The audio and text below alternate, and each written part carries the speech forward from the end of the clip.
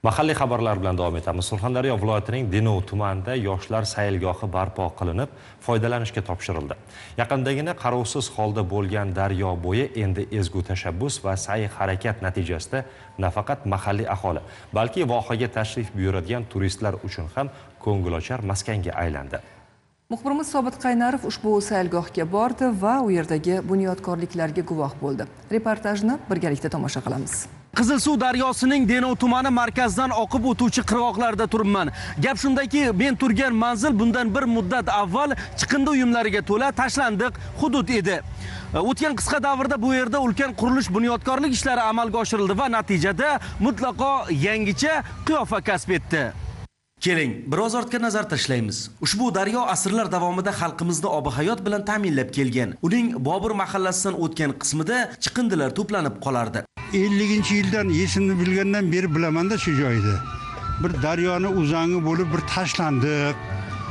O'tayotgan paytingizda nafratlanib o'tayotgan joy edi-da. O'tgan yilning yoz oylari Surxondaryo viloyati hokimi Ulug'bek Qosimov tashabbusi bilan zamonaviy yoshlar saylgohi tashkil etishga kirishildi.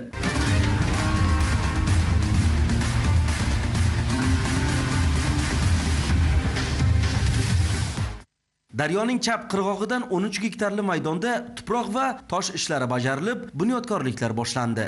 Loyiha qiymati 110 milliard so'mlik xayrli amallarga tadbirkor Bahrom Raupov bosh-qosh bo'ldi. 200 ga yaqin madaniy maishiy shoxobchalar qad rostladi. Savdo nuqtalari hamda ko'ngilochar maskanlar faoliyati yo'lga qo'yildi. Eng muhimi, 1200 ga yaqin yangi ish o'rinlari yaratilganidir.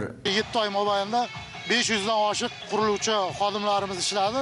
Bu yerda endi 191 dona maishiy savdo nuqtasi, 2 ta restoran, yoshlarga xizmat ko'rsatadigan binolar 100% bitkazildi.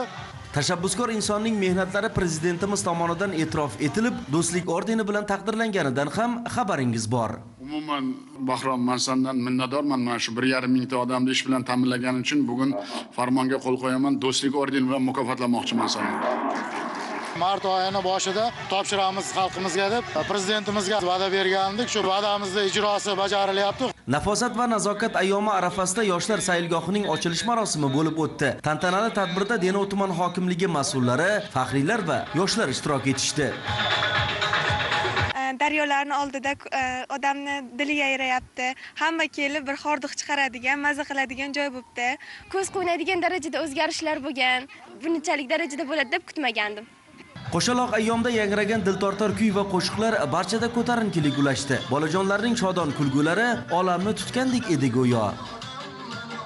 Shunday bir tashlandiq joyda shunday obod qilib xalqimizga rohat qiladigan joy qilgani uchun ming bor rahmatlar aytamiz. Mana bugun kelib ko'rib shunday quvonib o'tiribman, yoshligim esimga tushib ketdi. Mamlakatning taraqqiy etayotgani obodlik va farovonlikda namoyon bo'laveradi. Qizilsuv daryosi bo'yidagi beqiyos o'zgarish va o'ziga xos bunyodkorliklarni ham buning hayotiy misoli deyish mumkin. Sobit Qaynarov, Eshquvvat Himmatov, Zamon informatsion tahliliy dasturi uchun Surxondaryo